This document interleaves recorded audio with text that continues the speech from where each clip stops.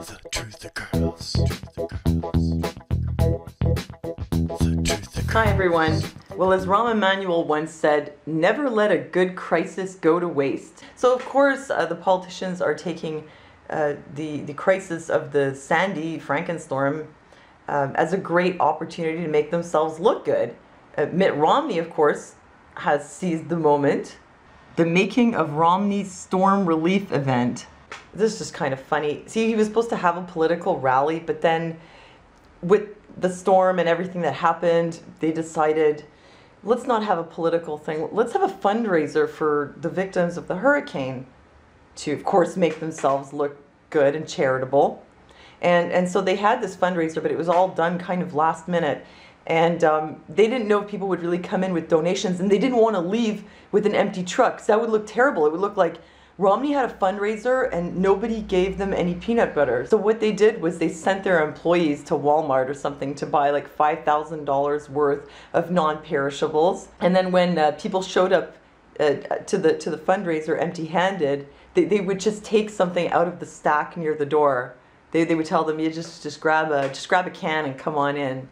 So ridiculous, but you know, that's politicians for you. They got to make themselves look good. It's just a big show. This kind of reminds me of Obama's dog and pony show during the Gulf oil spill, when he went down to the beach to inspect things and pick up tar balls. You know, he has to do that. It's part of his job as a puppet to look good. I mean, it's the least he can do for the public. You don't want to have a puppet that doesn't look good. Actually, the puppets are really not looking too good these days. This came up recently. Fraud alert, Mitt Romney's son owns electronic voting machines in Ohio. I've already covered this in previous vlogs, that the voting machines are most likely rigged, and computer programmers have testified about this in court or in front of the Congress, saying that they were approached, asked to rig voting machines to have the election come out a certain way. So I think we all know this, that the machines are rigged. Romney and his family, they have their money with this investment company, which is heavily invested in this voting machine company. They're like the majority shareholder. And of course, it seems like a bit of a conflict of interest. Romney invested in these machines, going to have them rigged. Meanwhile, maybe Obama's going to win. We really don't know. I don't understand. What is the point of having this big charade? It's just to confuse us. It's confusing me. What's the point of going through all these maneuvers just to give us the illusion that we have something of a say in who runs the country? We don't have any say. Corporations run the country. Do we really have to go through this election thing? Let's just put it all on the table and be open, okay? You have no say. It's a joke. No, they can't do that, because then people would know and they go, wait a minute.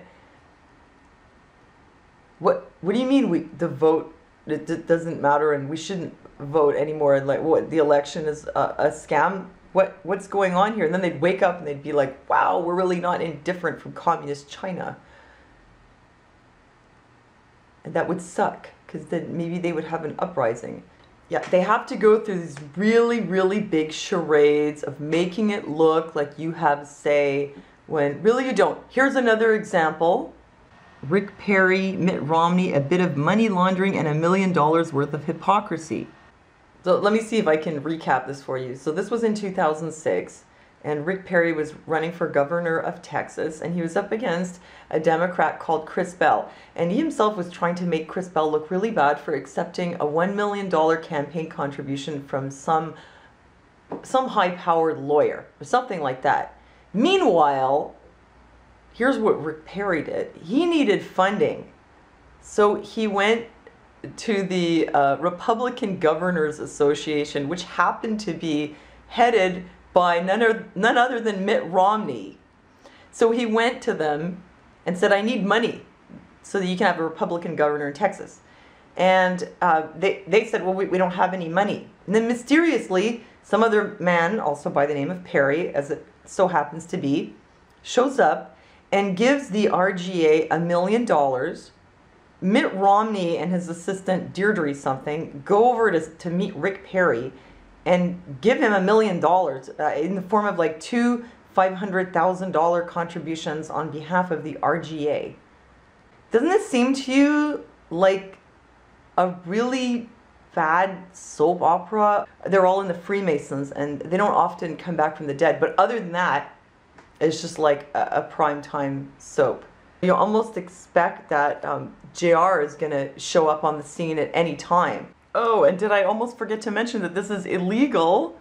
According to this article, Craig Holman, a campaign finance expert, says earmarking money like this would violate both state and federal money laundering laws. In other words, you have a bunch of crooks in the government and they can get away with what they do because they're rich.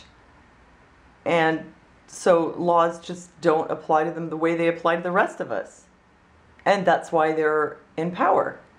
So but they have to do that. They have to keep up the charade. So you got a lot of rich people helping each other get funding and get into office, scratching each other's backs, owning voting machines, rigging voting machines, all just to make you think that you have a choice.